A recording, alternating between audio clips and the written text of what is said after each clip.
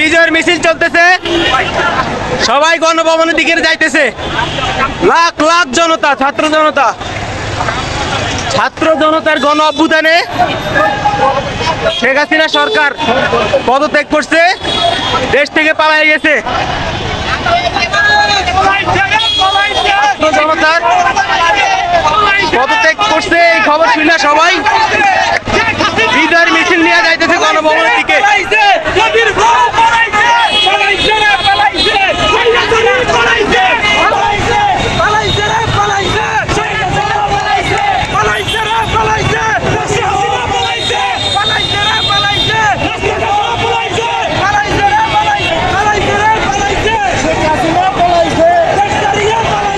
হাজার হাজার লক্ষ লক্ষ জনতা বিজয়ের উল্লাস নিয়ে যাইতেছে গণভবনের দিকে।